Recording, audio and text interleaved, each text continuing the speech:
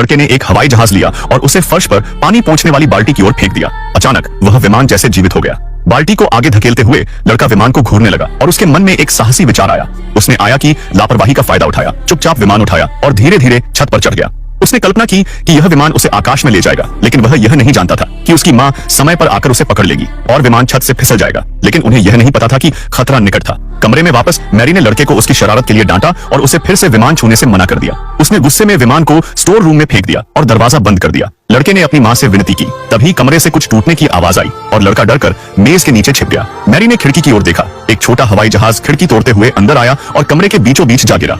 Mary ने यह सब देखकर परवाह नहीं की। उसने जल्दी से एक पोछा उठाया और विमान पर फेंक दिया, लेकिन विमान गुस्से में आ गया और उसके अंदर से एक लाल रोशनी चमकी। यह देखकर वह हैरान रह गई। लड़का दौड़कर अपनी मां से लिपट गया। अजीब बात यह थी कि लड़के के ऐसा करते ही विमान का गुस्सा गायब हो गया।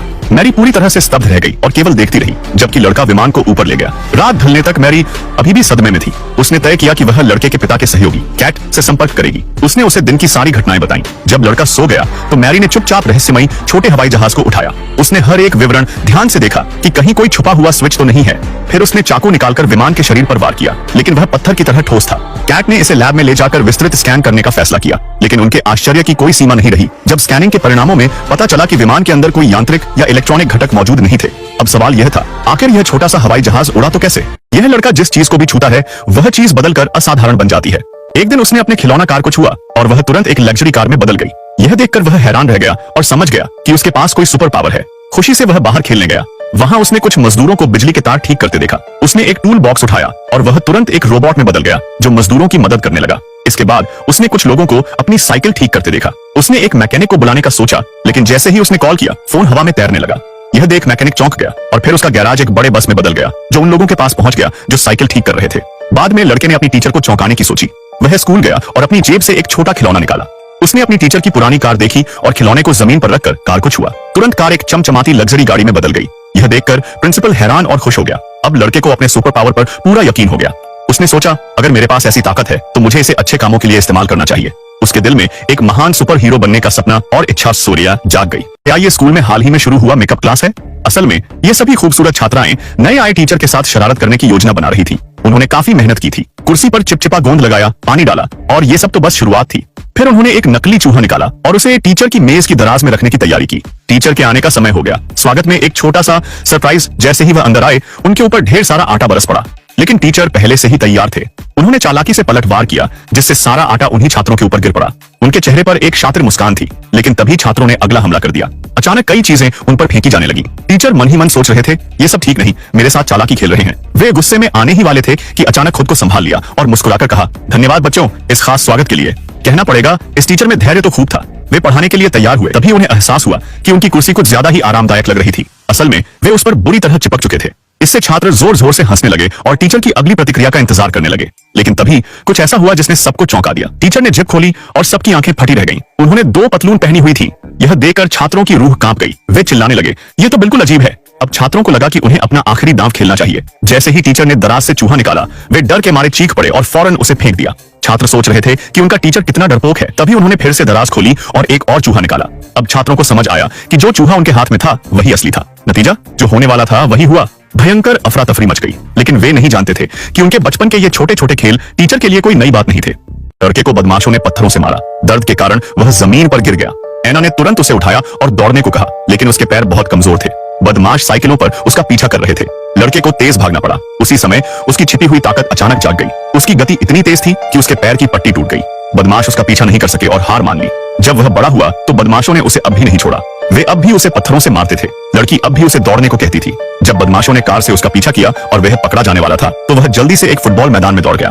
उसकी हैरान कर देने वाली रफ्तार ने सबका ध्यान खींच लिया। फुटबॉल कोच ने तुरंत उसे टीम में शामिल करना चाहा। जल्द ही वह टीम का सदस्य बन गया। मैदान पर कोई भी उसकी गति का मुकाबला नहीं कर सकता था। उसने अपनी तेजी का फायदा उठाकर कई चैंपियनशिप जीती, लेकिन मैदान पर दौड़ना अब उसे संतुष्ट नहीं कर रहा था। इसलिए उसने पूरी दुनिया में दौड़ने का फैसला किया। वह हर दिन बिना रुके दौड़ता रहा और कई लोग उसे देखकर उसके साथ दौड़ने लगे। उन्होंने उसे अपनी आस्था का प्रतीक मान लिया। अंत में एक दिन वह अचानक रुक गया, भीड़ की ओर मुड़ा और कहा कि वह थक गया है। फिर वह सीधा अपने घर चला गया। लड़का हैरान रह गया जब उसने देखा कि उसके पेशाब करने से टॉयलेट सीट टूटकर गिर गया। लेकिन यह उसकी ताकत की वजह से नहीं हुआ था, बल्कि इसलिए क्योंकि उसे कल स्कूल के बाद एक चींटी ने काट लिया था। अचानक उसे चक्कर आया और वह बेहोश हो गया। अगले दिन जब वह उठा तो फर्श पर ढेर सारी टॉफियां बिखरी थी। ब्रश करते समय उसे एहसास हुआ कि उसने सारी टॉफियां खा ली थी। पहले तो उसने ध्यान नहीं दिया, लेकिन जब उसने दूध डाला तो डिब्बा उसके हाथ से चिपक गया। दरवाजा खोलते ही उसने हैंडल तोड़ दिया। उसका दोस्त विलियम यह सब देख रहा था। उसे शक हुआ कि पायने में कुछ बदलाव आ गए हैं। तभी खेल शिक्षक ने छात्रों को लड़ने की ट्रेनिंग देनी चाहिए और पायने को बुला लिया।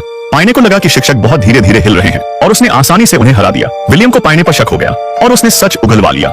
जब उन्होंने टेस्ट किया तो पता चला कि पायने के पास चींटी जैसी ताकत आ गई है। अब वह दीवारों पर चढ़ सकता था, चीजें चिपका सकता था और बहुत ताकतवर हो गया था। इसके बाद पायने एंट बॉय बन गया और बुरे लोगों से लड़ने लगा। जल्द ही वह पूरे देश में मशहूर हो गया। कसाई को खुशी खुशी जाते हुए देखकर उसकी आंखों में हत्या की मंशा झलक रही थी। सच तो यह था कि जैक अब 20 साल का हो चुका था, लेकिन अपनी उम्र न बढ़ने की स्थिति के कारण जैक का रूप हमेशा 6 साल के बच्चे जैसा रहा। उसके पिता ने जैक को राक्षस समझा और क्रूरता से माँ और बेटे दोनों को छोड़ दिया, कहीं और एक नया परिवार शुरू कर लिया। केवल उसकी माँ ने उसकी देखभाल जारी रखी, लेकिन अचानक एक दिन अधिक काम से थककर उसकी माँ इस दुनिया से चली गई। जैक केवल उन लोगों की दया से जीवित रह सका जिन्होंने उसे गोद लिया, लेकिन जैसे ही उसकी न बढ़ने की स्थिति का रहस्य खुला, उसे एक पालक घर से दूसरे में जाना पड़ा। इस पैटर्न के शुरू होने के बाद हर नए पालक घर में उसका पहला कदम परिवार के मूल बच्चों को गायब करना होता था, जिससे वह अपने लिए अधिक स्नेह प्राप्त कर सके। अपनी मासूम दिखने वाली शक्ल की आड़ में केवल 20 सालों में जैक ने 50 परिवारों को बर्बाद कर दिया था। उसे यह उम्मीद नहीं थी कि इस बार उसका गोद लेने वाला उसका सौतेला भाई निकलेगा, जो उसी पिता से था। सौभाग्य से टॉम ने जैक को पहचाना नहीं, जिससे उसकी असली पहचान उजागर होने से बच गई। उस दिन से वह हर रात अपनी सौतेली माँ के साथ सोने की जिद करने लगा। हालांकि उसकी मंशा स्पष्ट नहीं थी। उसका भाई टॉम मेजर क्राइम्स यूनिट में चीफ इंस्पेक्टर था। एक दिन एक सहकर्मी रहस्यमयी बात से रहस्यमयी ढंग से इमारत से गिर गया और टॉम खुद 7वीं मंजिल पर बेहोश पाया गया। इससे सभी को उस पर शक हुआ, क्योंकि मृत सहकर्मी को इमारत में टॉम के फोन से बुलाया गया था। हालांकि उसके अच्छे दोस्त डेविड ने टॉम का बचाव किया, लेकिन तीनों पीड़ितों का उससे स्पष्ट संबंध था। फिर भी जैक भूलने की बीमारी के साथ जागा। इससे डेविड बहुत चिंतित हुआ। डॉक्टर ने बताया कि जैक को सिर पर गंभीर चोट लगने के कारण अस्थायी स्मृति लोप हुआ था और उसे ठीक होने में 6 महीने लगेंगे। लेकिन टॉम स्पष्ट रूप से इतना इंतजार नहीं कर सकता था। उसने अस्पताल में अपने घायल सहकर्मी से मुलाकात की, कुछ उपयोगी सुराग पाने की उम्मीद में। सहकर्मी उसे देखते ही व्याकुल हो उठा, लेकिन वह इतना गंभीर रूप से घायल था कि बोल नहीं सका। इस बीच डेविड ने जैक को बताया कि मृत सहकर्मी के नाखूनों के नीचे उसकी पोशाक के रेशे मिले थे। सारा सबूत उसे हत्यारा साबित कर रहा था।